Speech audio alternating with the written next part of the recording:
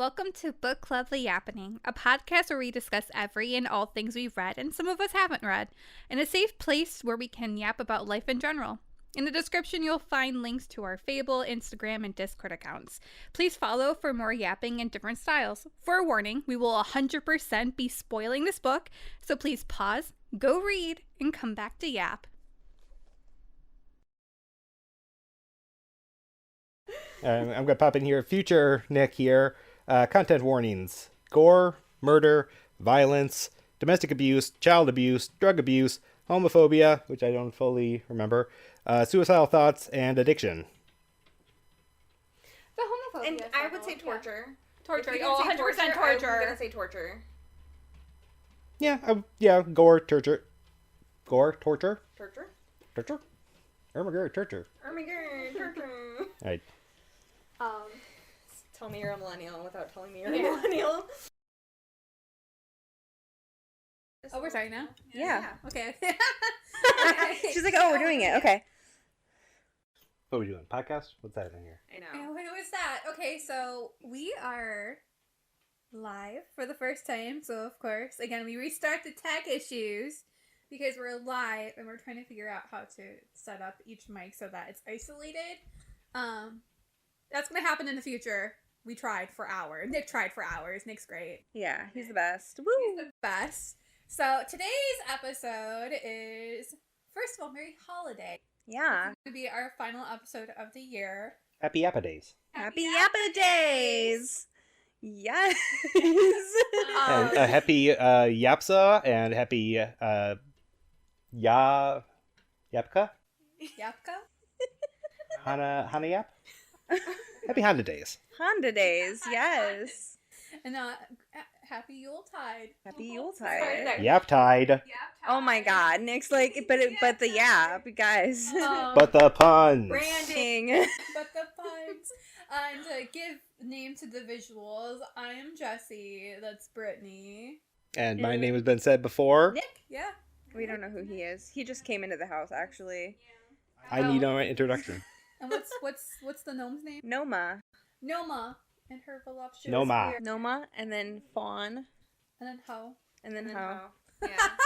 Anyways. And Frank. Oh yeah, Frank. Of course, Frank. Always Frank. So Mulder and today's... Scully. Yeah. Oh my god. We said we weren't going to talk over each other and we just keep I talking know. over. I know, it's just natural. Yeah. It's okay. It's fine. Sorry, not sorry. Sorry, not sorry. You might get some crossovers. We're yappers. We're trying new things. We're yappers. Like, Kind of sounds like Yap about it. yap about it. we're yappas with We're the soft. What? What? No, shut up.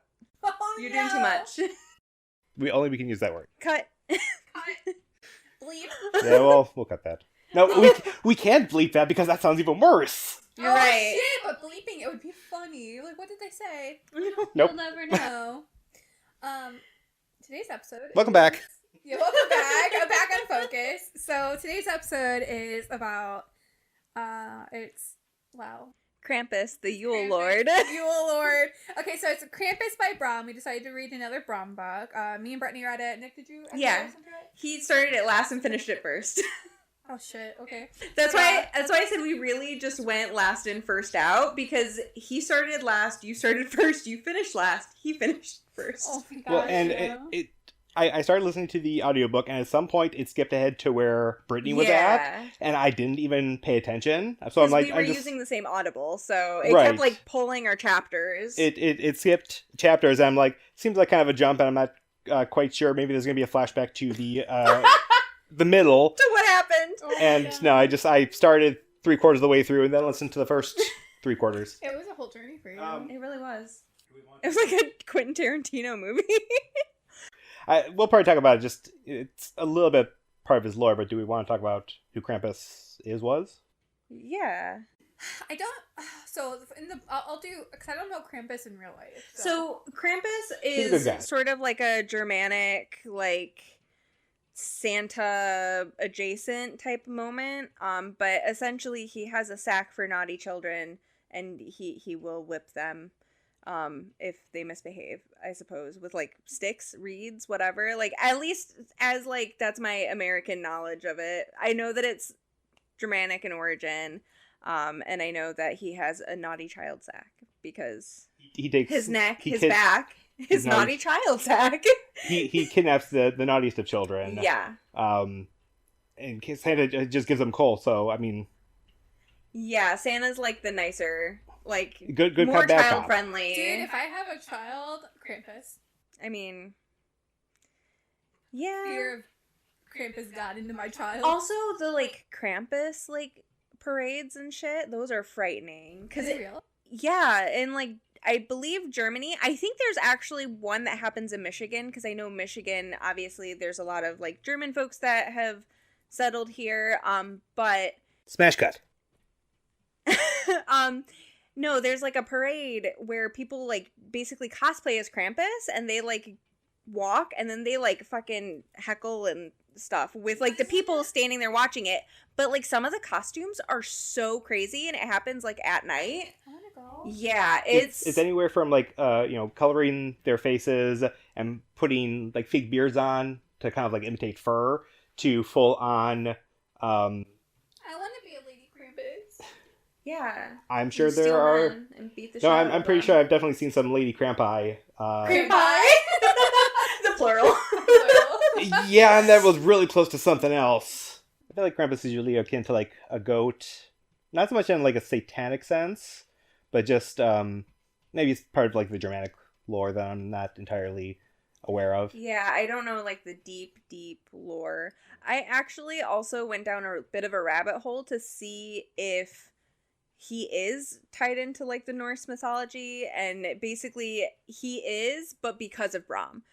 So okay, like, so Brom, he just went off. He's Yeah. like, Norse mythology, Krampus. and it, like it worked. It did work, yeah. Also, I was just- into it. The fact, I don't know, just him like talking about Loki, also Loki sack, just constantly. I'm like, what? So What is happening? So this is a Santa fan fiction, Yeah, It's basically a Santa fan fiction. basically. a universe expansion. So, I don't know if either of you listened to like the afterword or read the afterword. I briefly looked at For it. me, Yeah. it was the midword, but yeah. So he essentially had like with his little lizard brain, or like little boy brain sounds bad, but Brom brain. he The Brom basically brain. He's a big bad brain on Brom. he was just like, well, who would win in a fight? So then that was his. Oh, his shoot off, like who would win a fight, Krampus or Santa? Mm-hmm. My Krampus could beat up your Krampus. Yeah. So that was where that came from. I think I read like 72 books in the last 3 days, so like I could be blending shit together. Yeah, she's our personal library. So, yeah. But, so we begin with this book, Krampus, Brom. We begin with Jesse Walker. Mm-hmm. Jesse Walker is an aspiring musician. He loves music, loves writing music, loves playing music. But unfortunately, Jesse, like many of us, has zero confidence within himself. Yeah. He doesn't believe his music will take him anywhere, even if he has people reaching out to him being like, hey, let's hook up, let's make something happen out of this, and even then is too nervous to pull the trigger on that. Yeah, I think it's a lot of stage fright. It was It kind is. of what I was getting. That Yeah, he it's can't like- lose himself to the music when he knows people are looking at him. Yeah, which I totally understand. Putting yourself out there and people rejecting you. Yeah. Like just because you have a small following doesn't mean that everyone's going to love you. And as someone who can't take negative feedback, I get it. Yeah. So Jesse Walker, you find out quickly he's been separated for 2 years.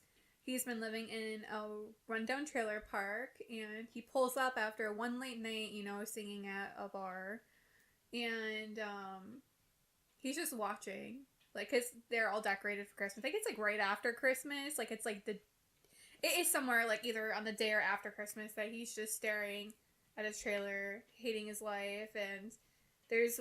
For this Christmas, his daughter, he has a little daughter named Abigail, who's staying with, obviously, his wife, Linda. So the whole separation. She wants the tiger dolls, like... Yeah, they're, I think that it was meant to be, like, superhero adjacent, so... Yeah, in my brain, I mixed the Multiculturally, Spice Girls with, like, Power Rangers in a weird way. Yeah, I was thinking, like, Monster High Dolls meet Sailor Moon. That was kind of, like, my sort of... Yeah, or Yeah. K-pop Demon Hunters, like, vibe, but dolls. Like, Yeah. where I was going. Yeah, Even slutty little dolls, as Yeah, Jessy. Jessy calls them slutty little dolls. Which is a little fucked up, but that's It's a little okay. fucked up. even a little bit of I almost said Captain America, Captain Planet, because Yeah. there's like an Asian one, like they all have T names, so like an Asian one named Ting, black one named Tiana. Like they were all in They're a all vein very of, stereotypical. we are ethnically inclusive to the point of using stereotypical Like Trader Joe's. Yeah. names. Yes. Yeah. Yeah. Like we're doing a good thing here, and people of those cultures being like, sure, okay. The why 90s not? was a crazy time, honestly. The 90s was a crazy fucking time. What a time to be alive, truly. Do you want Barbie or Black Barbie? Yeah. You're looking. Do you want me to say Blarby? No, I didn't. I just didn't know where you were going with that. I was like, okay. And? It's like it's because the options are limited. Just we're gonna be more inclusive, and that pisses some people off. Yeah. Which is dumb. How dare they make anything? Yeah, people do get pissed off at like the stupidest shit. And what's like silly is that like the people who are mad about inclusion are people who have never not been included. So it's like shut the fuck up. Like They don't But- get it. right. Yeah, they don't get it. I love Right. an all-inclusive environment. Fuck y'all. right. I was trying to go off on a tangent. That Well- sound is good. I mean, color's beautiful. A tiger We need more tangent. of it. We be yapping. We be yapping. It's what this is. Uh-oh. But Crimes. so her only request, his only request for this Christmas was to get one of these dolls. And it was like a specific one. I forget which one it is. But he decided not to do that. I believe from the beginning of the book, like he got his money, bought a bottle of liquor instead. No, and- so I personally thought it was the classic Christmas. I waited too long to get this really big toy, and so they didn't have the toy, and then he just bought liquor he instead. bought liquor. That Yeah, was he how just bought I liquor. kind of Well, I know that the bar he was playing at, he's like, oh yeah, I can't really pay you. Would you take a bottle of booze instead? Oh, okay. There, see Oh, the there different you levels go. of paying attention. Yeah. Yeah, he's hoping to get that money too. Oh, even if he had to get one secondhand, or Yeah. Yeah, 'cause he mentions he doesn't have really anything left to pawn. you know, Yeah. the Terry, the male tiger of the group. Because inclusivity. Not Tony, Terry. I'm being sarcastic. I have no idea if that's Yeah. the thing. Oh, I don't want to say Tony Tiger. Well, trademark. trademark. Yeah. He's great though. He is great. So Tony, sorry. you know, you're good. He has this bottle of liquor. You know, he feels like a failure, as you know, I would too. And he decorated the trailer one year with a string of lights, and they're all dead now. Besides this one red blinking light that he is focusing on, that's beckoning him to enter his home. And he's like, I don't want to do this no more. He, pulls a gun out. He's like, I want to self-exit, and he puts the barrel in his mouth. He can't even do that because he's a coward, he feels, so... So what it was, it wasn't that he couldn't do it, it's that he knew somebody who tried to self-exit that way. Oh, yeah, and they missed. And they just went straight through and out, and they survived, and then Didn't were have like much completely life, yeah, paralyzed yeah. because they like severed their spinal cord. So he did. I feel like he was definitely looking upwards. He mentioned that. That's why he's like, I have to make sure I get the angle right. But then he heard Abigail's voice in the back of her head. Okay. Yeah. And that kept him from doing it. And I thought it was just a distraction because he yeah, looks no, up he and there's thought just about like. that first, so he's like, I gotta angle this shit right so it doesn't happen. Fig, my dear. She's like, "Why are you talking to me? I don't know you." I know, but Just the way she looked at you with disgust. So Abigail's voice brings him back. He's handed this. He falls asleep in his truck after that. Comes to wake up the next day. Okay. With a hot-ass Santa Claus running across the trailer park with sack in hand and devilmen chasing him. That is what he sees. I thought he saw them Santa fighting sack. in the like sleigh. Oh, I thought he because like looked takes up off and because saw. Santa Okay. gets into the sleigh. They take off. They hold Got on to the it. sleigh. And he's watching this as Santa's just, flying off. Mm-hmm. And then one of the devilmen fall from the sky, hit Yes. into a truck. And then another falls through his trailer. Yeah. He doesn't notice what falls through his trailer, but something falls through his trailer. He goes to his neighbors. They look at the dead man on the truck with weird orange eyes, I think it was, that are, like, tweaking. Yeah. And he's dead, so, like, the devil man's dead, and they're all just, like, really casual about it. Honestly, when I was reading it, they're just like, isn't that the strangest thing you've ever seen? And then... Well, I think they thought they were tweakers, so that's not exactly the... It's a strange thing, but for them to just, like, suddenly up and die... They probably see certain levels of weird things normally, so it maybe takes a lot to Yeah, this them. is kind of, like, rural, low income... I don't know where, but it was feeling West Virginia to me. Yeah. I think it is around West Virginia, because he has dreams of going to Memphis for his music. Well, Nashville. but that's, like, basically LA for country, you know? Yeah. So, like, that doesn't necessarily... I think it might be... They're in Boone... Are they in Boone? Where's the other book? They're in Good Hope. Okay, Good Hope. They live in Good Hope. I feel like Boone County is I feel like accurate. I saw Boone County, so... But anyways... Read the book if you want true facts. Two truths and a lie. Two truths and a lie. This is lied by myself, so it's a little bit chaotic. That's okay. Krampus. Then I started notes and left them. Krampus fucks. Am I lying or telling the truth? Read and find out. Right. Yeah, Krampus fucks. He do be fucking, honestly. He be fucking. I'm here. Well, no, don't need to read it. Oh, sorry. Yeah. Read it. Read about how he fucks. Literally, he has dreams of it. Trust me, Krampus. I mean, not Nick, but Krampus has dreams. Nick dreams of Krampus fucking. So, he's that. Jessy hears that they're calling. I think it's Chief Dillard they're calling in, and he doesn't want to be there when Chief Dillard gets there.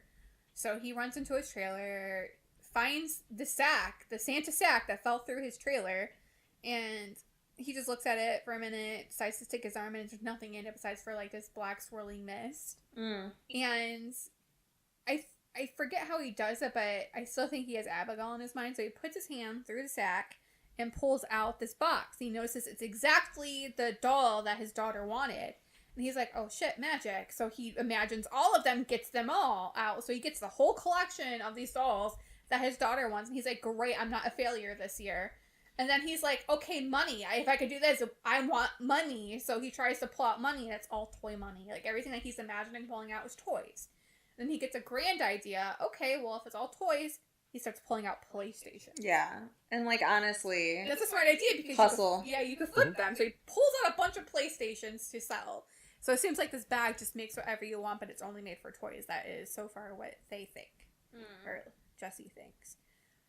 So, Jessy, you find out that him and his wife, are separated, while his wife is currently fucking Chief Dillard. Yeah, she moved into his house, like, fully. Yeah, fully into his house. And mind you, I forgot how old he was, but old enough to be her dad. Old enough to be her dad. Chief Dillard is old enough to be her dad, but he's still dicking down like he got it. Which, it's America, so it shouldn't be shocking at all. Yeah, no, not at all.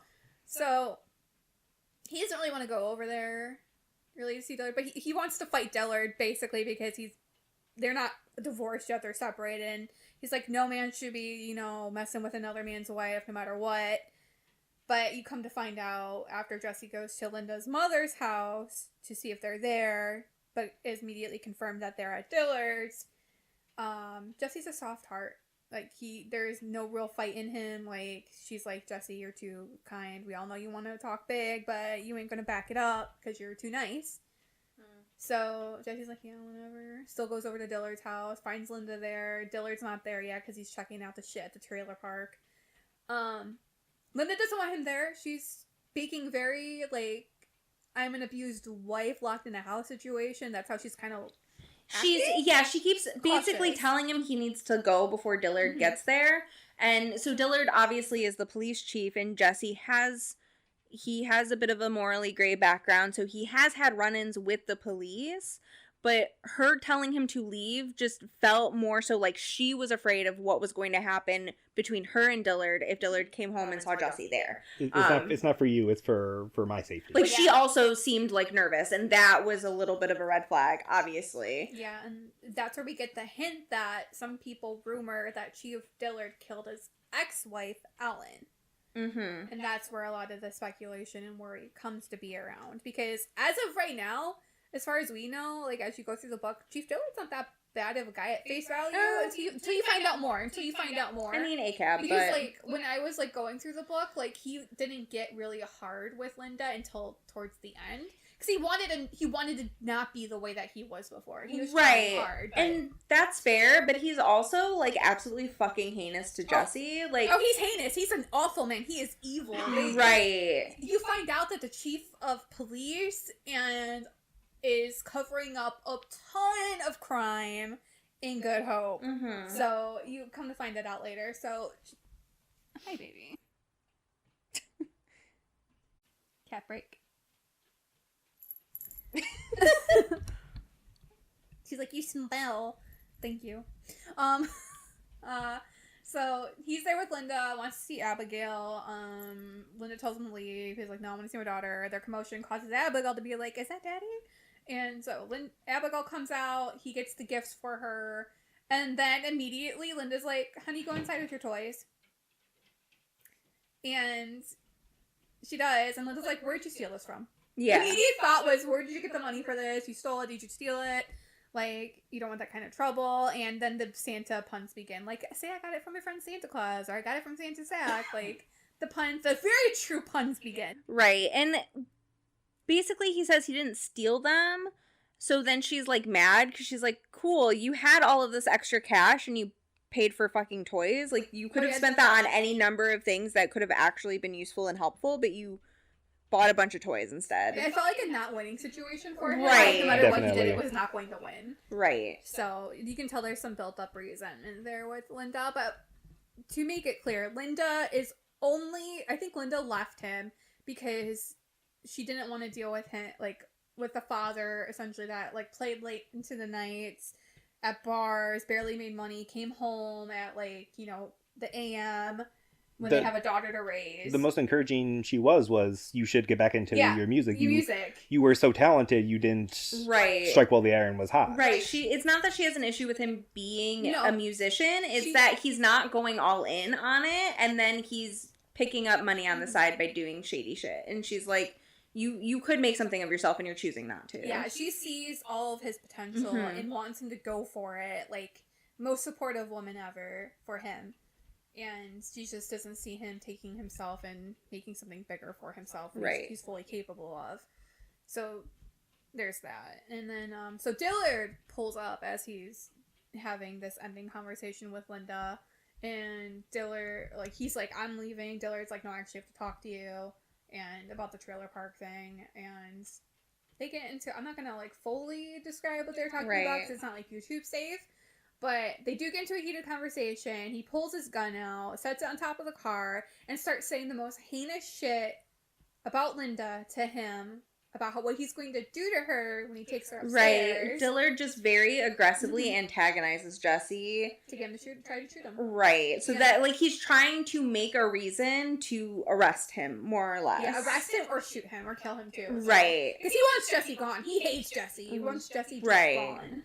But if Jessy doesn't do any of that stuff, it's to make him feel bad because he's not a man or anything. It's like best case scenario, I get to take you out. Worst case scenario, you feel like an absolute loser. Yeah. Right. I'm saying all this stuff, and you can't defend your woman. What kind of man are you? I'd be, pew-pewing you all over the place. Right. But just, also the fact that, like, just side note, the fact that Dillard can talk about a woman he's supposed to love and care for in such, like, a derogatory, disgusting manner also kind of goes to show what type of awful person he is. Oh, yeah. I feel like it's really just a power thing. Right, but even if you were trying to boss up, you would never say shit like that about me to anybody else. So that's just what I mean, is, like, it's really degrading and derogatory the way he talks about her. Oh, I meant, like, a power thing, using Linda to... Oh, yeah, no, I know, I understand, Yeah. but still. Yeah, that is not our relationship, thank God. Well, yeah. I'm not old enough to be your father. Also that. I mean, unless... Even though I act like an old man. 2-year-old dad. Oh my god. Oh god. Sorry. Oh no. But so that's when Jessy starts saying, you can't really take me down because what if I decide to talk? Yeah. And that's when you start learning that Jessy does some shady stuff with them and a guy named the General.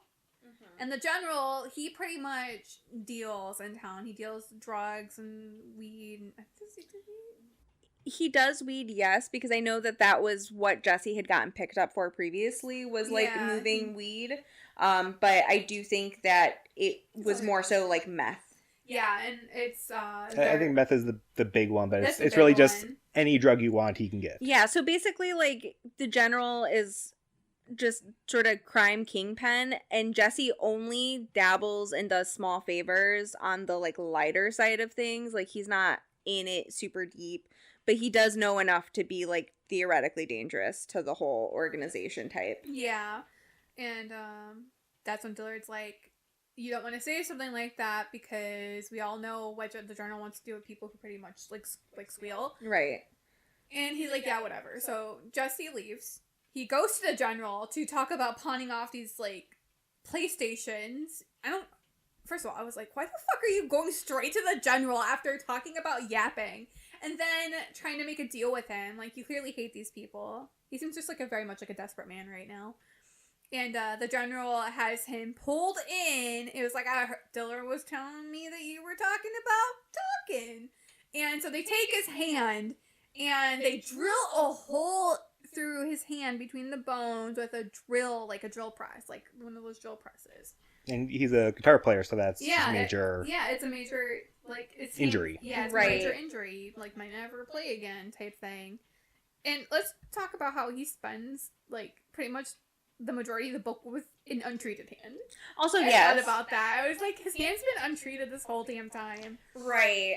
Also, there is kind of like, it is indicated that the general isn't normally this heinous. Like, his cronies just thought they were going to scare Jessy, and since Jessy gave in to what they wanted him to do at that moment, that they didn't need to drill through his hand anymore. Oh yeah, he complied. Yeah, and then he's like, no, we're still gonna do that. Also, if you fuck with me again, I'm gonna bury you and your daughter alive. Which is he's so crazy. That was like over the top, my guy. Like, you really took it. Yeah, he's like, if you ever like disrespect me, I'm going to send your girl into a box, like with like your daughter in a box. I'm gonna bury both and of you and your daughter. Means it. He fully means it because the tensions are high right now because they have rivalry like sellers in the area, so it's taking away from the journal's business, which has them like up on ends. And they tell Jessy like, yo, you're gonna do this like deal tonight, and he's like, I don't want to, and he's like, well, too damn bad. Yeah. And I wasn't asking. Right. I wasn't asking, so you got a second hand, better do as I say. Yeah, second hand, go do this shit. So, fast forward to the nighttime, Jessy appears to do the deal. Still has a Santa bag, ready, he's there. He's like, this is going to make me something somewhere. So he keeps that in his truck. And it's a rundown truck. Like, that was given to him from his dad before, his dad passed. So they're at this deal. Suddenly the devil people show up again. And they start basically beating the shit out of the general's men, and don't they take Jessy too? Like, they take Jessy in that moment. I think Jesse's able to get away Oh temporarily. no, he gets away! No, he gets away, and they chase after him. And they like basically are like, yeah, you're driving us around now. They like hop in his truck. Yeah. Also, his truck has a trailer attached to it, and the whole time I'm like, is this a bed trailer or like a tow behind trailer? And I wasn't thinking it was a trailer. I think it's the top that's added to the bed, because it's held on by like 4 bolts. But he's also but he very clearly calls it a trailer instead of a cap, because I think that would be like a cover or a cap. But they do make it's like a literal camper that just hooks onto the bed of your truck. Yeah, because he talks about it dragging behind, and then he talks about throwing shit into the back of it. Right. So I don't know if he has it to like transport his like musical equipment, so that would make more sense. Yeah, or like if he's playing somewhere far off. I don't know, but either way there's like a fucking like camper attached to the truck. I very much thought it was like a in bed camper at some point, but yeah, it's a mystery to me still. It doesn't matter. But doesn't it come was to just the something story. I thought was weird. Yeah, he chases them off, and I think he throws the bag out. Because he goes back for it. Mm-hmm. And I think he does get away. He goes back for the bag. And then, I can't remember, something happens where they do end up getting him. They use him to drive him around. They're called Bell's Nickel. Belschnickel. Nichols, that's what Krampus calls them. Because Krampus currently is trapped in a cave. Like chained up in a Yeah, he's cave. chained up in a cave, been there for centuries. Because Santa put him there. Yeah, Brom likes horn daddies trapped in caves. Mhm. That's what I got from that. I wonder what Brom dreams of. Horn daddies. Horn daddies. But so one of the Belschnickel. Nick, I'm never gonna say it right. Belschnickel. Belschnickel. One of them is Isabel. We love Isabel. I love Isabel. Queen. And then there is, I think they call him Shawnee. Shawnee. And I don't know if that like That's a Native American tribe.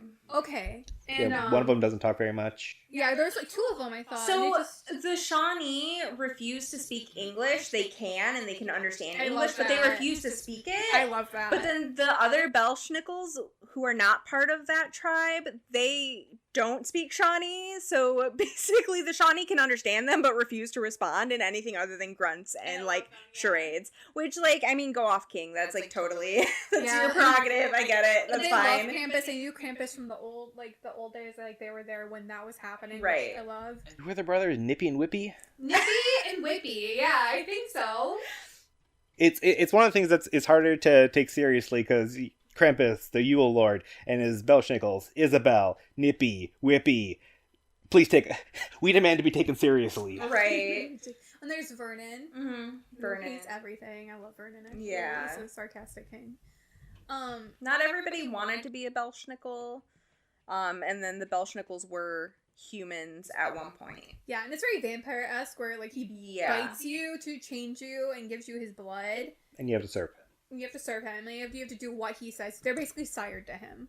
Yeah, it's very like, would you kindly code? Mm. So they take him in his truck that's barely running on fumes, up to the cave. They get there, they have the bag. Krampus gets very excited that they have the bag, and Loki sack. So you find out that the bag is part of Loki's lineage. You find out that Krampus is related to the god Loki. Yeah, so Krampus is Loki's grandson. Yeah, so and Krampus's mother is Hel. And yeah, Hel. And Yeah. you find out that Loki back in the day, well, first you find out that Santa Claus is actually Balder from Norse mythology. Mm-hmm. And I forget, but the gods give him a gift, like an undying gift, I think. He is immune to pretty much everything except for one thing that is a secret until it's not anymore. Yeah. I think Loki finds it out. It's like mistletoe, right? Like something in mistletoe. Or holly.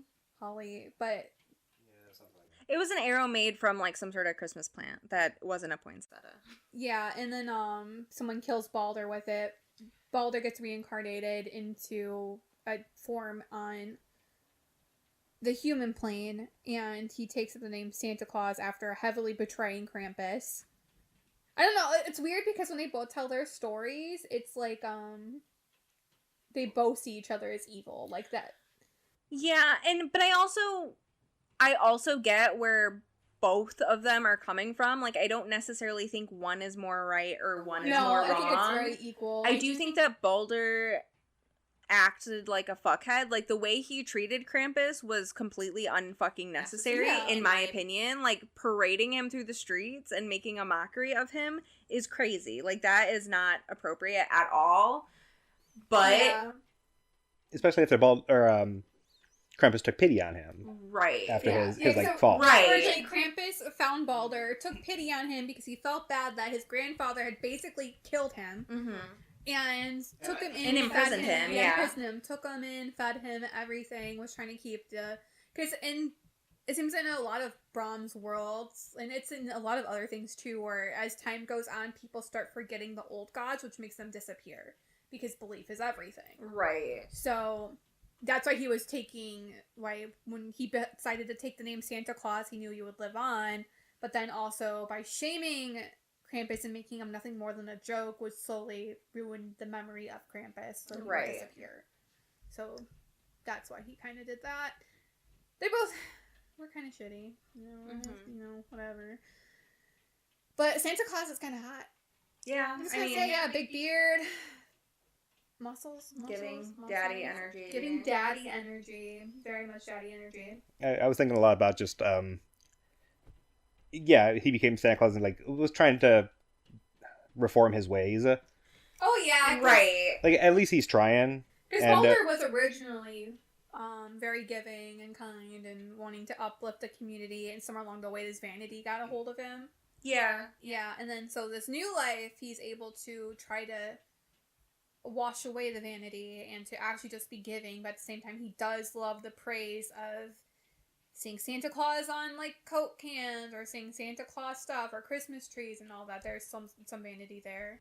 Right, and it also, it very much was Balder kind of converting to Christianity, which Krampus took very personal, just because that goes against so much of, like, their lore, and it kind of, like, deletes them, essentially. So that's why Krampus took it so fucking personal, because he's like, I helped you, I took you in, and now you're essentially spitting in my face by, like, completely uprooting everything that, like, is part of me. The books to read, yeah, and then he's like, burn this, or like, get rid of this. Right. Yeah, it's parallel to, like, how things actually happened. Yeah. Because Christianity came in and kind of replaced all these pagan polytheistic religions with there's only one god, and we're going to take the traditions of Yule and solstice? Not solstice.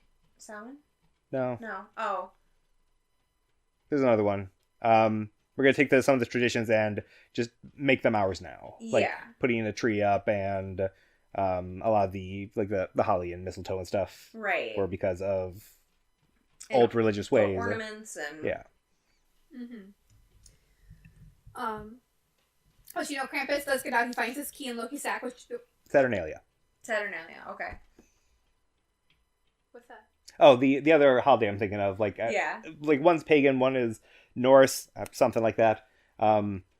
Christianity took a lot of their traditions from those, and when those groups today are like, hey, you kind of stole these from our old ways, Christianity's like, no, look here in the Bible, or these these Santa books, this is where it actually comes from. Christmas trees very much are a Yule practice. Like having... Yule's a real thing. Yes, babe. I know nothing. Okay, but like also what's hilarious about that is my aunt and uncle celebrate Yule. That's crazy! Oh my god! Which also, knowing them should not surprise you at all, but Yule is very much like pagan Christmas. It's crazy because, like, after reading this book, I'm like, fuck Christmas, I want to celebrate Yule. Like, it's a Yule thing. I know, but so I, and not knowing a ton necessarily, so take this with a grain of salt, I believe part of Yule is kind of bringing nature into your home, so that's what the Christmas tree is bringing something living into your home. But Yule, as far as I'm aware, is meant to be like the longest night of the year, so you leave a candle, but you leave a candle lit to kind of ward off against like anything evil, because nighttime evil, blah blah blah. So that's, as far as I'm aware, it's kind of like keeping a light to protect you through the longest night type of thing. Didn't mean to rhyme, but like that's kind of, there's like a Yule log, and I think is that the one where maybe it's a similar tradition that I'm just mixing up. The ones in high status would pretend to be like the fools, and people in low status would pretend to be lords, ordering the ones in high status around.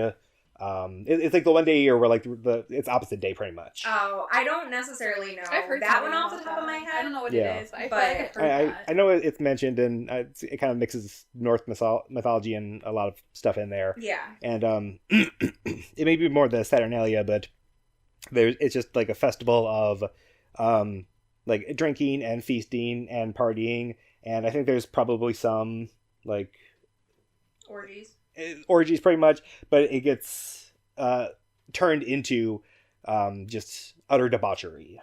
Well, speaking of orgies, that's another thing Krampus used to do back in the day, is that people used to celebrate him. They would have massive parties for Yuletide, and he would literally bring fertility around by, he literally says, mounting the young women, and giving them babies for Yuletide, and that's what he dreams to get back to. Please don't fucking do that. Please don't fucking do I that. don't- The modern world does not want I that. don't want a baby. That No. would be the worst gift.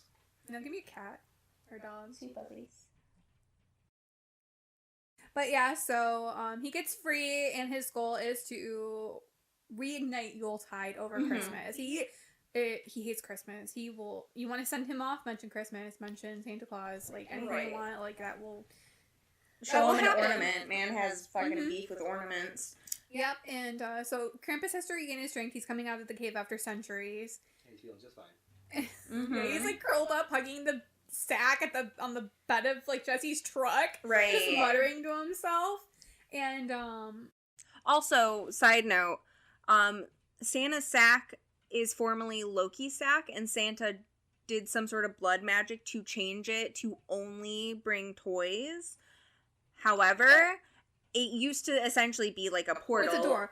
Yeah, a doorway. So here's like a slight thing on that. So the sack itself can only be commanded by Loki's blood, so his lineage. Mhm. Which, since Jessy can use the sack, like, not as well as Krampus can, it's a hint that he has part of Loki's blood in him. But Santa could never use the sack before. So in order for him to use the sack, he did do blood magic to be able to access it, which he does to bring toys out of his workshop to give. Also, side note, Santa is a fucking asshole because he was like killing the Yule goats so that his fucking deer could fly. And it's Oh, like, yeah. my fucking guy, what are you doing? So that's why I say that both of them are terrible. Like, I see both points, but also Santa was kind of like a fuckhead. Yeah, because he's killing everything from the old world in Right. order to sustain just himself. Correct. And also, side note, he's married to a bunch of beautiful women. Which, I mean, love that for Love him. them for him. They clearly love him very much. You Clearly know, he's a good husband. right. To them. And it, yeah, they very much like want to be Yeah, real it's really, wives. it's actually. I want a side story about Baldur and his life. I'm just saying. I mean, it would be interesting. But Baldur's harem. Brom, do it.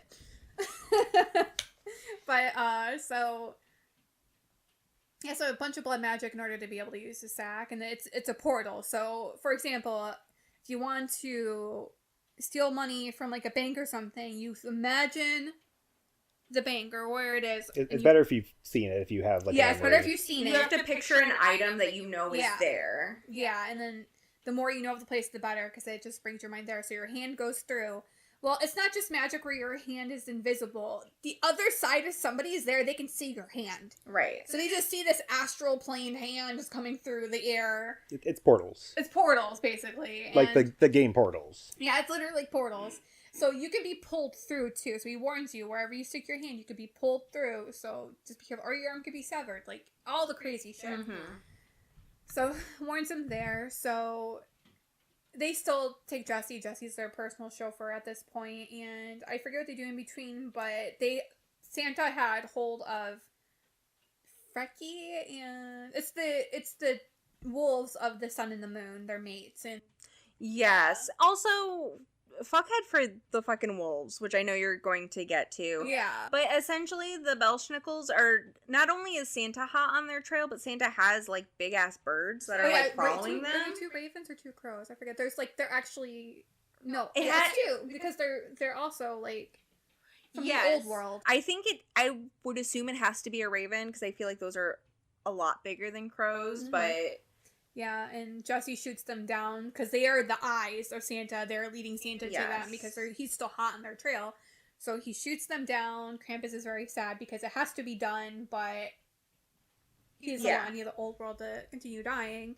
And then later you find out that one of the wolves was dying, and Santa's like, fuck it, leaving it, can't do anything about it, Right. not doing anything about it. So the other wolf stays behind with yeah, because its they're mate. mates, and because Yeah. they're like, her fate's the same. Right. So Krampus hears them, decides to come out of hiding to save them, and he does save them. He does. He saves them. They're very grateful. They end up holding up in a church that's where they're stationing their stuff.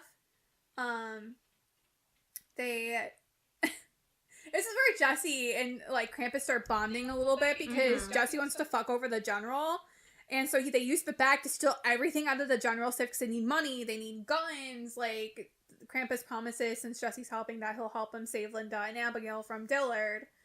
Right, and so the general. There's basically a deal that if Jessy helps Krampus do what he needs to do, he will help Jessy with Dillard and the general. Krampus also promises Jessy he won't turn him into a Belschnickel.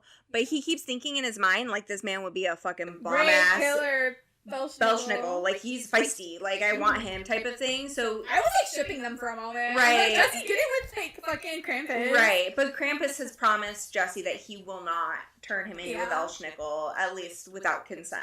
Yeah, and then, also to redouble back, so when the deal was going on, when the devil men were trying to get the sack from Jessy, when they were trying to make that drug deal, the general and his men firmly believed that Jessy turned on them. Yes. And that he was running with a crew. That it was a setup. Yeah, that was a setup. So now the general's after Jessy, and that's why Jessy made a deal with Krampus to get his family back. And because the general thinks that Jessy double-crossed him, he's also wants to hold the daughter hostage until Jessy comes for her and then make good on his promise to bury both of them alive. Yeah. But and because Dillard's just like, okay, bet. Dillard very much is like running with the crew, unfortunately. So he essentially just kind of He does that to him, like, there's some goodness there because Dillard, and the intentional part was he didn't want to give Abigail over. He wanted Linda and Abigail to stay in his house, which is bad in its own right, but he didn't immediately give Abigail over. Because that's where he comes through, where you kind of, it's more so solidified that he killed his wife, Ellen, at this point. Yeah, because Jessy speaks to someone who Yes. saw the picture. Yeah.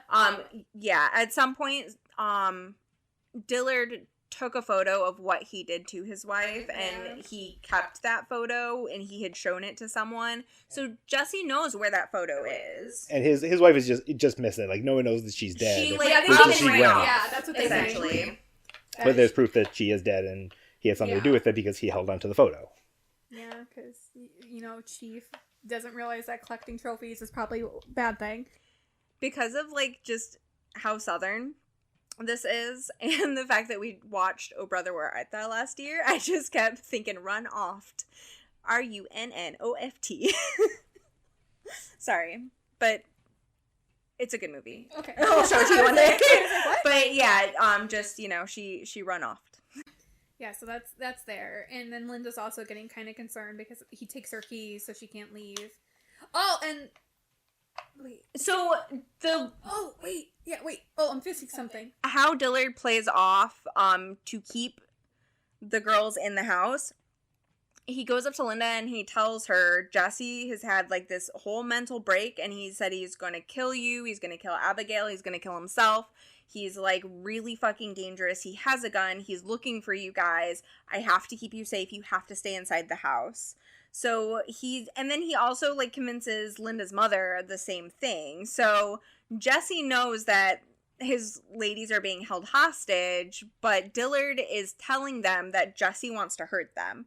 So that has also frightened Linda because she knows that Jessy is not well mentally just because of everything that's going on. Yeah. And then, so that's all going on that side. And then Jessy's with the Belschnickels. And, to touch on Isabel a little bit, because our queen, because I'm not sure when it happens, but I think he buys her the hat before he pushes someone off the ridge, running off the ridge.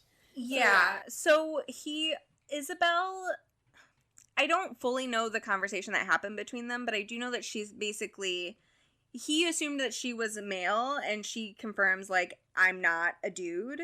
And then because she looks like all the other Belschnickels, he buys her a cute little panda hat so that she can feel more like the girl that she is. Yeah. So cute.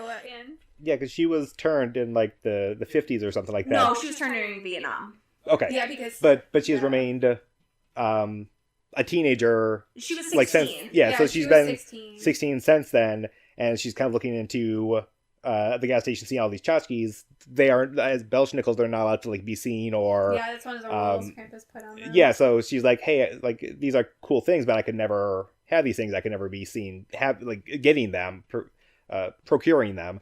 And he just comes out with like a panda hat and some other things. That's like, you deserve some things. But yeah, no. So Isabel, our queen, I'm gonna lay out her story now. So you come to find out that Isabel, at her time during Vietnam, was 16 when she met her fiance, and they very much were in love. He gets drafted. He gets drafted to Vietnam, and he spends his one break coming to her and gives her a ring and is like, I'll marry you. Come to find out that she gets pregnant very young, and obviously back then, even today, it's still like, people make it such like a shamed thing. Yeah, especially like given the area, it tends to be a little bit more on the traditional side. Yeah, and her mother was kind of cray. Well, yeah. Yeah, because so she's pregnant. He promises to marry her when he comes back from the war. Come to find out, he actually steps on a mine and dies during Very Vietnam. shortly after. Yeah, very shortly after he she's, gets the ring. Yeah, she's like very early in her pregnancy when he dies. I think it was like 1 week after he went back. He stepped on a mine. Yeah, and he died, and then so the baby was the only thing that she had left of him. So of course she was going to protect at all costs. Where her mother was kind of crazy. And Yeah. was like, Yeah. So when her mother she didn't outright kick her out, but she like no, she kept her. she hit her, And then right? she kept her and was like, I want you to get rid of this baby, essentially. She's like, no, absolutely not. It's the only thing I have reminding me of, like, Daniel. And I think she just runs away. She does, has the baby. but yes. She has the baby. She catches her mom trying to smother the Yes, baby. I'm like, that's the inciting incident from her running away. Yeah, and then she takes the baby. She literally just gave birth, takes the baby, runs to Daniel's parents' house, explains everything because they had no idea. Yeah. And so they bring her in, and they're so happy to Yeah. see that they have a grandchild. Yeah. Like, they are so excited, and they're very much like, yes, both of you can stay with us. Like, they're just happy to have a piece of their son back type of thing. So they're really, really great people. And, like, to give, like, Isabel, a young woman, lost the love of her life, Mm-hmm. literally watched her mom try to smother her own child, doesn't feel like she's worth much herself.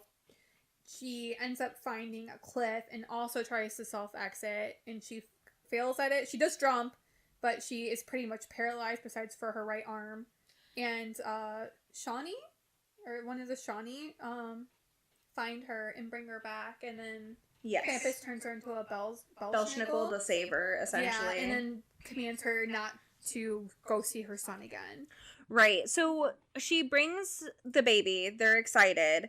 And then she's like, let me go get our stuff from the car. And then she just leaves because she feels kind of worthless in a way. And she thinks that, okay, well, I know the baby's in good hands. Like, there's nothing I can do. Like, I don't really have a future type of thing. So the baby's better off without me anyways. So, yeah. So it's our Queen Isabel story. And it's also kind of like slightly implied that she has like a little crush on Jessy. Like, Yeah, a little bit. A little bit. Like, because obviously, handsome man. And he is handsome when you look at the pictures. Right, but he is also, like, kind to her, and he can see her kind, beyond just her physical appearance type of thing. Mhm. Yeah. I wasn't sure how much of that was like a romance versus like a No, it's father. not romantic. No. Not But necessarily, him being like a father figure to her. Oh, I don't think it was that. No. I think she definitely had a crush on him. Yeah, and also just when she's telling him how she turned into a Belschnickel, she's like, "Oh, I jumped off a cliff," and he goes, "Why would you do something like that?" That's the man who put a barrel I in know. her mouth. He's Like- like, "What would you do that thing like that for?" Like, okay, Jessy, relax. Yeah, you literally try to do the same shit in a different way. Right. Oh, because she told him her age. Oh, And yeah. she very clearly still looks very young, but she's Yeah. like in her 50s She's or 50s, something. she's Yeah. like in her 50s. Yeah. So yeah, that's Isabel, our Queen Isabel story. So he buys her a hat, makes her feel a little girlish. She knows it's cheap and silly, but it makes her feel really good. They come back with gas for the truck, and that's when they go get the wolves. And as, like, they're going to go bring the wolves into the truck, Jesse's like, this is my chance. So he pushes Vernon off the fucking cliff.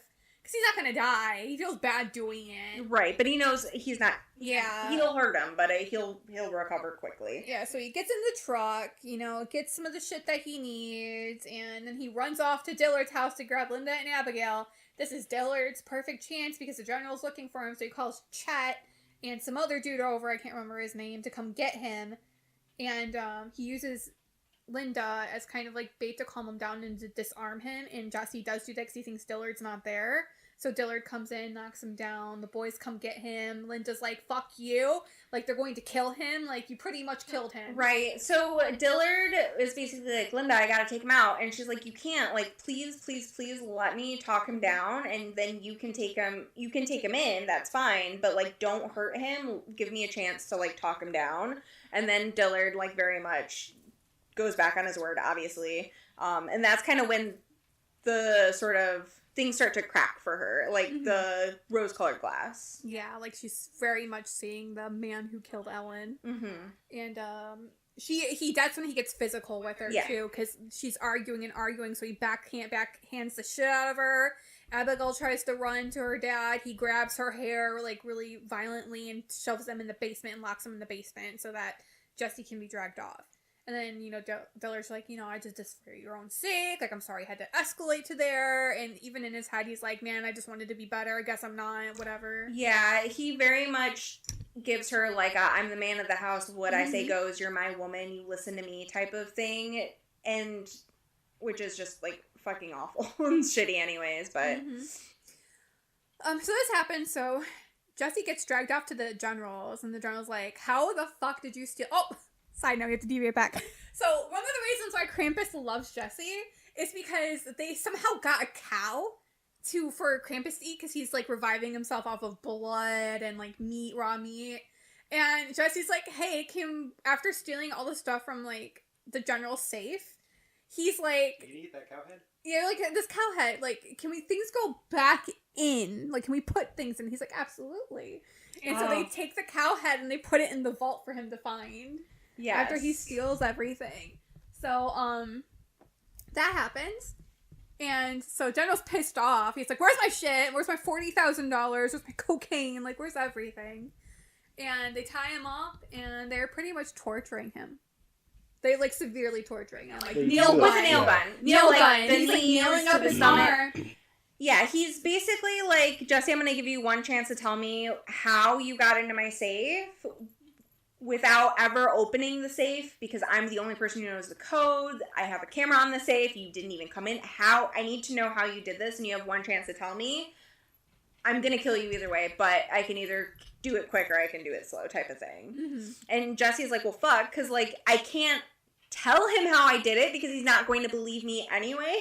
So it's kind of like a he's fucked either way type of situation. And he just tells the truth. He tells the truth. Yeah, he does. He stinks like a fucking canary. I played around with Santa's sack. Yeah, you know. Just and then eventually sack dabbling. They're like, yeah, get the sack in. So they get the sack in, and he shows them how it works, and they're like, well, I'll be damned, it works. And then suddenly, if they pull Krampus through, because Krampus is the portal's open to the church. So, because Jessy pulled guns through, I thought first, right? Yeah, they pulled wads of money, gun. Jessy tried to pull a gun through to kill them, but it went off before he could pull it out. So all hell went loose. They pretty much stabbed Jessy in the back. He's dying. He has a gut wound. He also has like multiple nails in his stomach. Yeah, everywhere. So he's going to die. Yeah. So they start pulling things through, and then they end up pulling Krampus through, and Krampus gets a little bloodthirsty and starts killing everybody. Yeah. So it's like gore mess, and Krampus is like, Jessy, I'm gonna tell you the truth about everything. And that's when you start learning about Loki's sack and like Balder, and then Jesse's literally dying. He's like, you awake? He's like, you awake? You listening? Yeah, you listening? I gotta tell you this story. And then he's a yapper. Krampus is like such a fucking yapper. And he's like, give me some meat and like let's yap about it. He falls asleep because he's dying, and then he taps Jessy awake. He's like, are you awake? It is very rude to doze off while you are I tell you a story. Hey.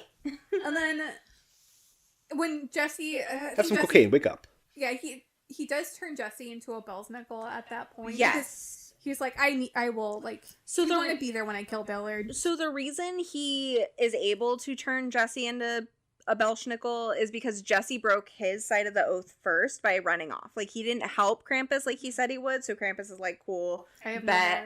Yeah. You're gonna die anyways, so, and I like you, so, like, Yeah. let's fuck Hey, around good. for the rest of the eternity. Yeah, and then he also turns Chet and the general. Because they were feisty, too. They were like, feisty. okay, He's well, like, they're great fighters. you guys are obviously good fighters. You're the only two left standing, so... I just remember the general, like, looking absolutely terrified. My favorite was... The general's a little bitch. No, so Jessy, like, comes to, he's in the back of the truck, with Krampus, and then he notices Chet and the general, and then Krampus goes, sing Jingle Bells for me. Like, Yeah, it was just they so do. silly. And they just start singing Jingle Bells in the front seat.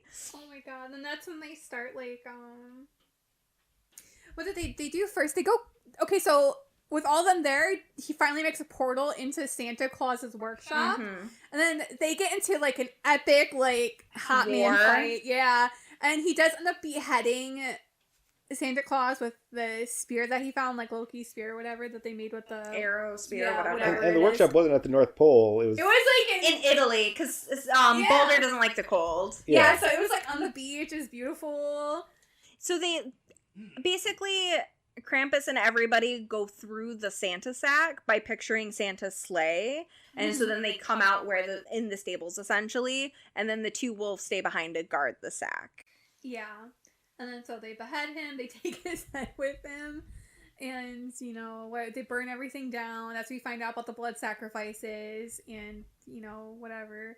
So they come back, they're victorious, like they're happy. Now they're going to start spreading Yuletide. They literally start breaking into people's homes because they have like a master key set that unlocks anything. So there's Mhm. modern keys and old keys. So they literally start using sand dust, like sleeping dust, to put the parents to sleep so they could talk to the kids because kids will be the easiest way to spread like Yes. the myth of Yuletide. And so he's like, leave me an offering, Right. and I may come or I may not, and I'll leave you gold coins. And if you're bad, I'm gonna put you in my bag and beat you. Right. Tell your friends about me. It very much is giving The Office, just like the Dwight when he was a Belschnickel, that episode of The Office. That's like absolutely the vibes that they were bringing to the party. And so they would just like roll up into people's house and they're like, give me an offering, and everybody's like, what the fuck is happening? I guess if you want my leftovers. Because I know one of the houses, he's like, where's the feast? And they were like, in the fridge. And he's like, you're giving me an offering, yes? And they were like, I guess. Like, if you want my leftovers, sure. So everybody's like very confused, but as you would be if just a band of demons came into your house and asked for food. And then he discovers TVs and how people love to watch them and play on them, and he's like, And phones and laptops. yeah, and he's like, how can I help this world that's like already lost, that you know, there's no demons to chase out but mankind itself. Yeah. So he just gets into a whole depression. Because one of the houses they go into is very much like a meth house. There's a little girl inside. The people that are in there are clearly like not sober at all, even a little bit. And then I believe her dad, the little girl's dad, was like dead He in was the dead, bed yeah, and and had then been mom dead was for still, a like, while. Tweaked out, and Isabel saves Lacey. She Yeah. brings the little girl with them because She would that's have to. obviously not where. Anywhere is better than there. Right, exactly. Anywhere's better than there, because like, you know, Isabel gives Lacey her little panda hat Mhm. and gets her warm, makes sure she's fed because she hasn't been fed, and eventually does end up leaving her at a church. Yeah, Yeah, so she. We'll get there. There's a lot. Yeah, there's, happens. Yeah. there's so much in between. So, where do we end? Oh yeah, so during the fight with Santa Claus, the general dies immediately. Oh yeah, Because Santa Claus the is tough quickness. as shit. Yeah, so with the quickness, you know, there's a head. There's a head without eyes. That general's dead. Chet's like, fuck. So, general's gone. There's still Chet and all of them. They save Lacey. Krampus is still very much, like, depressed in on himself. Jessy needs him to get moving because he needs to save Linda and Abigail, who are currently still stuck in a basement. And then back to Dillard's side. Dillard finds the general's place and everybody dead and massacred. And he's like, fuck me. I gotta hide, like, not hide it, but, in his head, he's like, okay, general's out. I just gotta cut up a few more ties. And he's like, what I can do is I could kill Linda and Abigail, make it match this one, blame it on Jess, blame both things on Jessy, get Jessy out of the picture, and then I'm good to go. I'm free.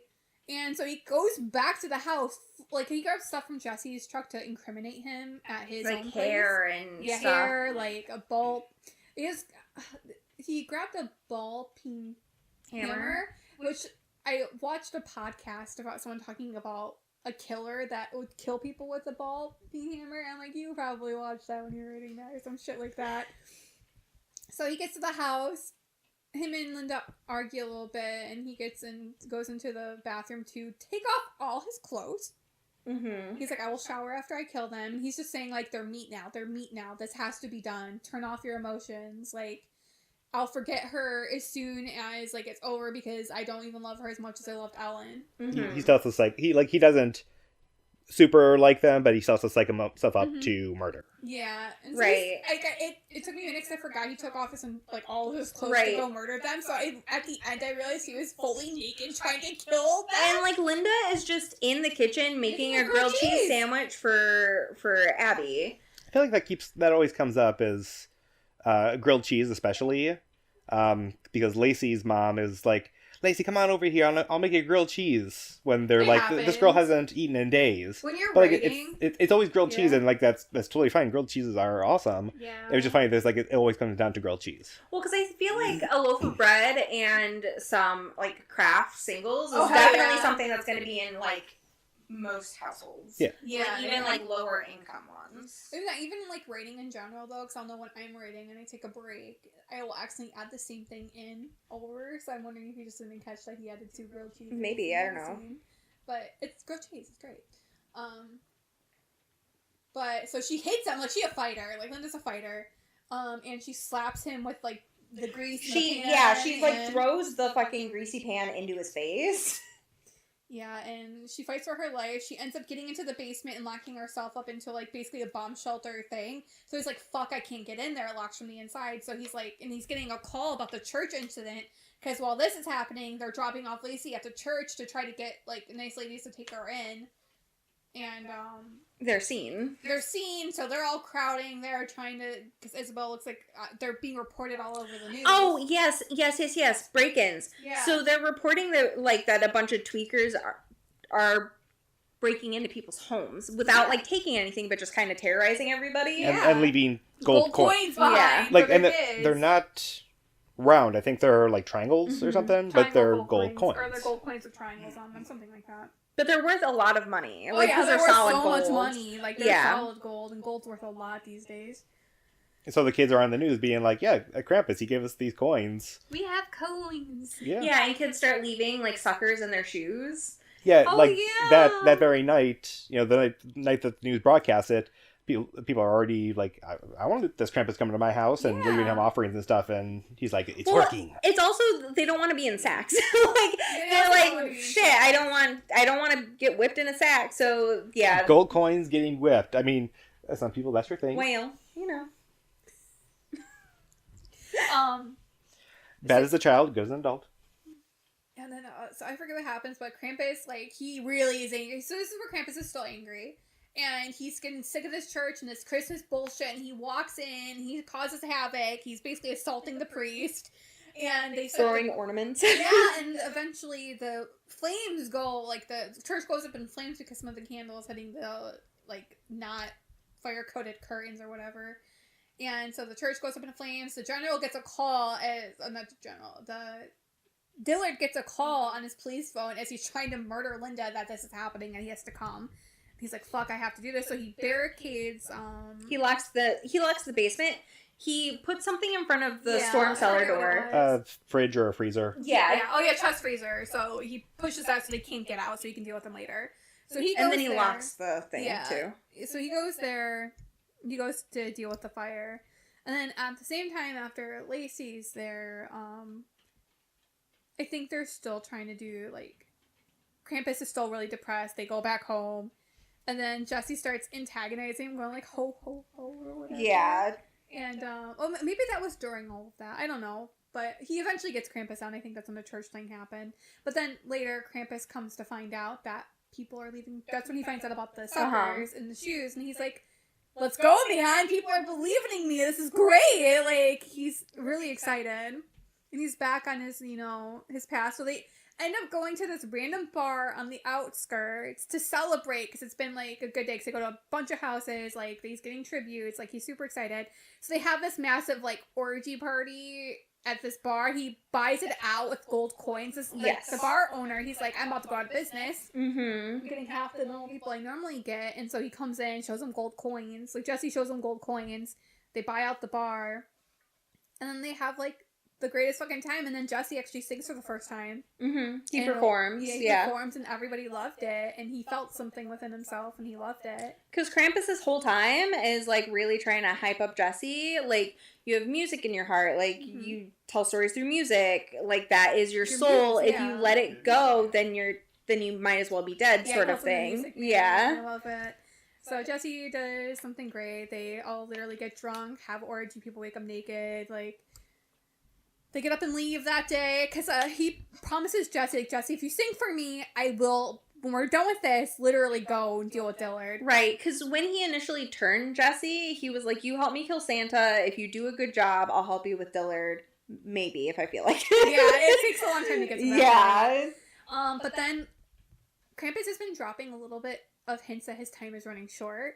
And come to find out that the wives do, like, this weird fucking ritual where angels come down and resurrect Balder again because his head goes missing, and then... Yeah, Santa's head is just gone at some point. Yeah, and then he's back alive, and he's there for Krampus with the angels, and Krampus don't have a fucking chance. Yeah. Yeah, the angels, like, bring him back, and I think they're like, we can make you again, but you have to, like, serve God. Right. The big one. Balder very much was like, well, why would God want to help me? And they were like, well, you amuse her. And he's like, I'm my days of amusing gods are done. I'm not interested in doing that.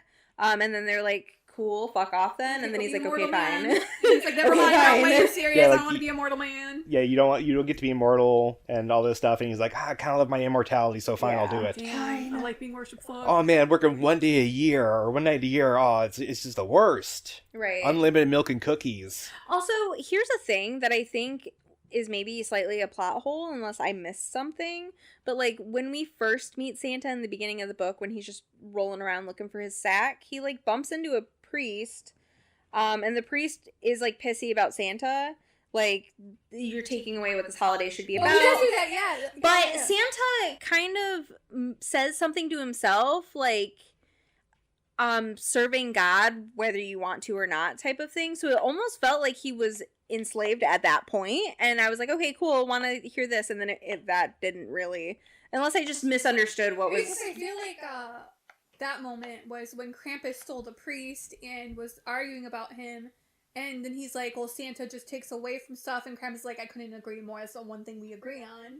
That circled back around, later on. But Santa kind of hinted that he didn't necessarily want to be Santa. At least that's how I interpreted what he had said. No, he just wants to be. Yeah, just at the beginning when he said, like, some of us serve God whether we want to or not, or something like that. And then,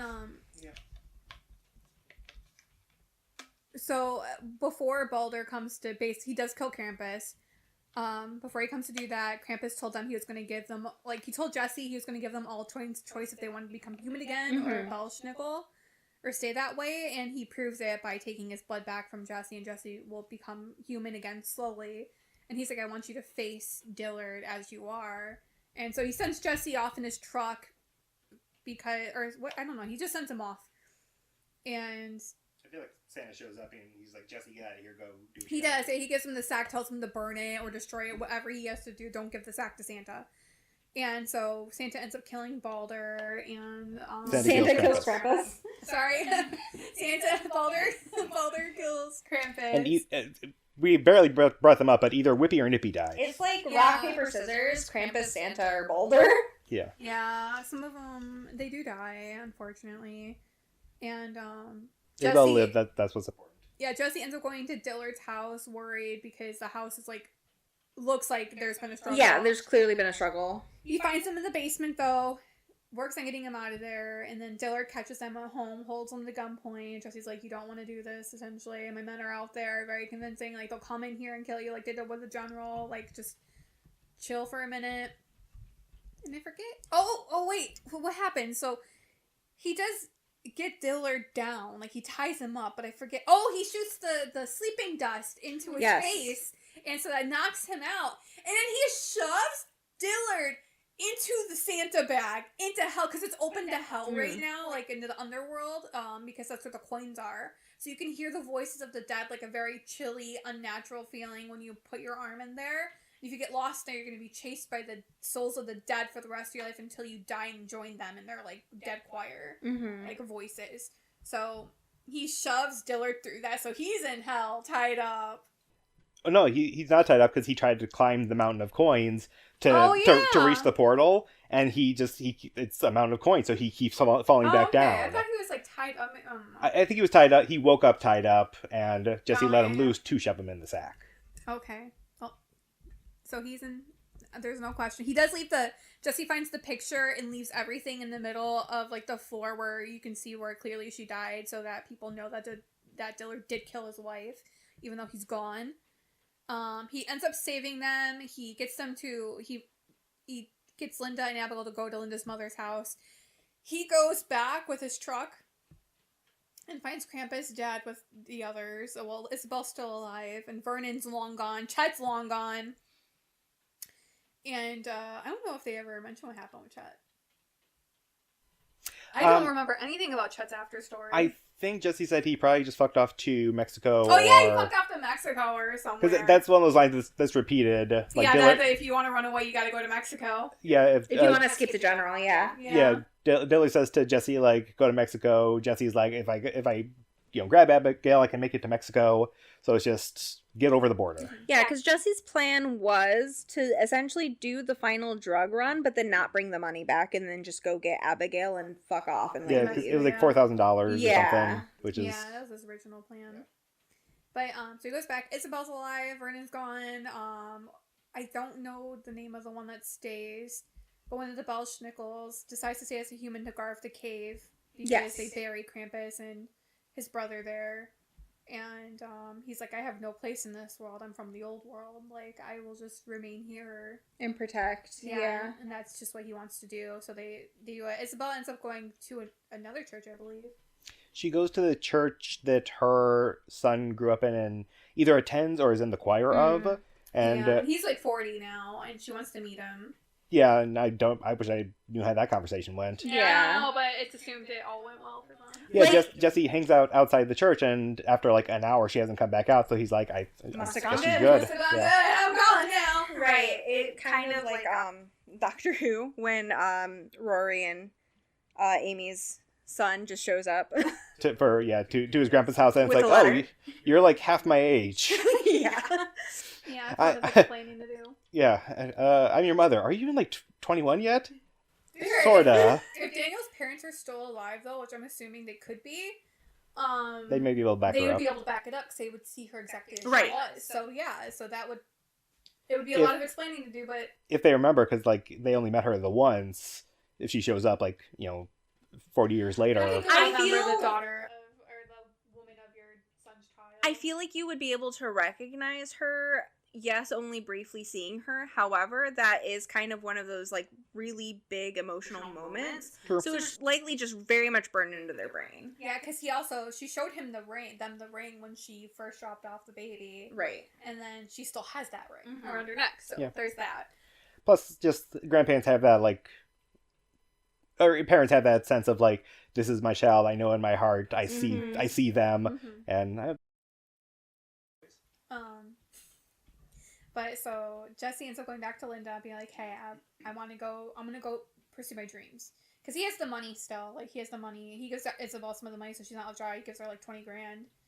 And he keeps the rest. And he tells Linda he wants to give his music. Like, oh, he's going to Memphis, going to follow with the DJ, like, possibly go to Nashville. And he's like, I want you to come with me, and would you give us another shot? And she's like, yeah, at that point. And then fast forward, you find out Jessy is a new and up-and-comer in Memphis with his music.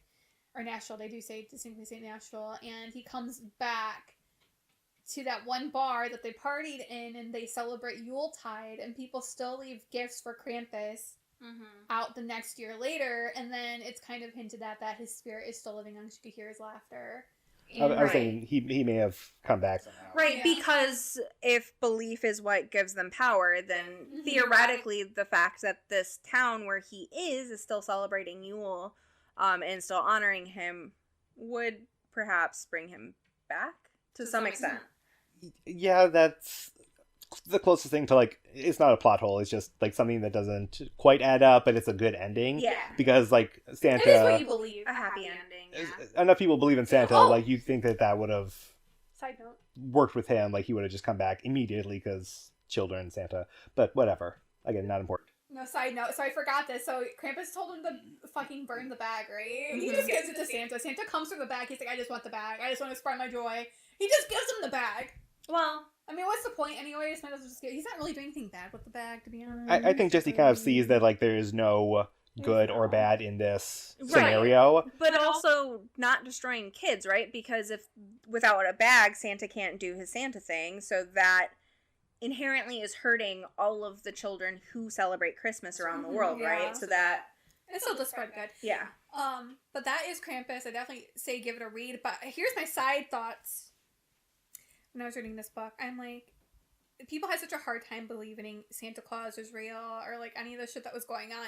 But I'm like, if Santa Claus was doing what he was doing in the book, like pulling gifts out of the sack and leaving it, you think someone would be like, yeah, I'm getting random gifts for my kid underneath the tree I didn't buy. That's the problem with every Santa is real movie. Right. Even if it's just briefly mentioned, parents are like, Santa doesn't exist. Okay, every single year, presents appear that you did not give to them, and you're just taking credit for it, and you're still denying the existence of Santa. That you are... Okay, sure, parent. And yeah, that's where I'm like, I don't... But, I mean, I can't call that a plot hole or anything. That's just like, you know, seeing is believing, belief makes the man, I don't know. It's just, like, wild. But also, like, I don't know, it's crazy. Yeah. I have some quotes. Oh, yeah. Oh, my God, the quotes are insane. I love that Butters has not stopped pacing this entire time. Yep, hour and 22 minutes. Oh, my God. So I think it's around the time that they get to the church, like the church where they drop off Lacey. They steal a newspaper from someone's driveway, and the woman who lives there, the woman who lives there is like, it says that she hasn't read the newspaper since they endorsed Clinton, which I want to say probably Bill. It may have been Hillary. I don't. No, I think fully... no, it would have to be Bill. It would have to be Bill because it would be too modern. I feel like it was relative. Oh, I feel like it was relatively But also, I modern. don't know. Not to stereotype, I don't know that area of the country would at large be endorsing Hillary Clinton, especially for that particular election. No, but I mean... Well, I think they gave the year. They gave the year at the beginning of the book, and it was like... I was thinking, really? It's a newspaper, so, like, they're... Yeah, I'm like, I can't... It depends on if they're, you know, actual journalists or some kind of rag or something. But the point of all it was, she hasn't read the newspaper since they endorsed Clinton, but she's still upset that someone stole her newspaper, and so she called the cops on them. Because it's her newspaper. And I think it's...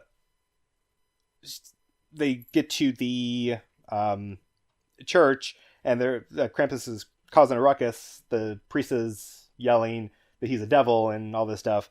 And Krampus says they see devils everywhere when the only devils left are themselves. Mm-hmm. Correct. And then, do you ever wonder why you seek the devil with such vigor?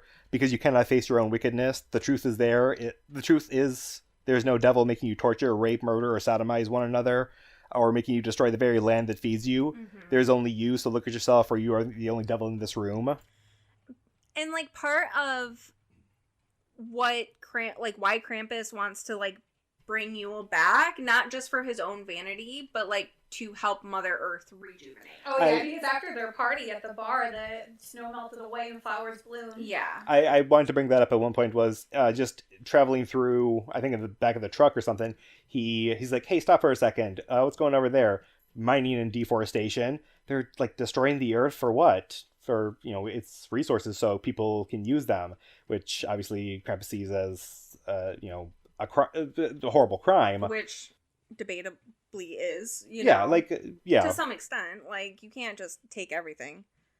Right. I feel like there are more efforts could be put into, reconstituting the forest. Sustainable Yeah. and... And also just to add on to that, at one point Krampus yelled, I think it's during the fire, "Isabel, where are you?" Because the narrator sounds like Arnold Schwarzenegger when usually... Was he really?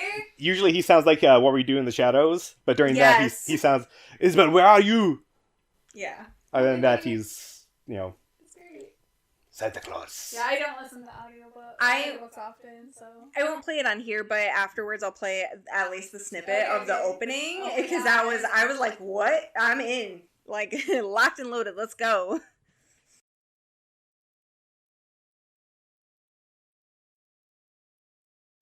Yeah. So this is our It was last fun, episode yeah. of the year. Happy Yuletide to everybody. Don't forget to leave your Yes. slippers out on your front steps and put candy in your put shoes. candy in A your treat or shoes a for trinket? offerings for Krampus, Mm-hmm. or he's gonna beat you in the sack, He's milky gonna sack. whip you with some reeds. Mm-hmm. And if you're into that kind of thing, power to you. Yeah, good for you guys. Yeah, don't leave any gifts out then. Yeah. Yeah, last episode of the year, and check back in the new one. And you know what? And we are gonna slowly start integrating into video, so bear with us again. Yeah. We're doing our best, guys. We're doing our best. We're having fun doing it. And we're also learning as we go. Oh, we are. Well, Nick's learning as we go. I'm just sitting here. Also, well, yeah, I'm training myself on Canva, Yeah. like stuff. I'm just bringing myself. No, but you were the brainchild behind this essentially. Also, anytime I'm like, we need a logo. I want to make this post. Draw something for me. So I will do that quickly. I literally just bring you an idea, and all of a sudden, boom, there's art to go along with it. So don't act like you aren't pulling your weight, 'cause you definitely are. Yeah. You also literally looked at me and said, "Do a podcast with me," and I said yes, and then 2 days later we were recording our first episode. So we did no research, we just very much jumped in. We're sailing. Full steam ahead, mostly because all three of us are overthinkers, and if we didn't immediately start, chances were really good it wasn't going to happen. Yes, I know. So excited. Once again, happy Yuletide. Join us in Discord and our Instagram and our Fable, and eventually we'll have a Patreon where we will be discussing primarily smut bugs. Because let me tell you, I'm ready for some smutty smut bugs. Yes. That's what I'm craving right now. That's what I want. Yeah. Mm-hmm. Yeah. Alrighty. Yep. Keep on yapping. Keep on yapping. Merry Yapmas. That was a Sputmas. Also, Merry Smutness. Yeah. Merry To Yapmas. those who observe. Those to observe. I know I do. Keep on yapping. Keep on Keep on yapping. Alrighty.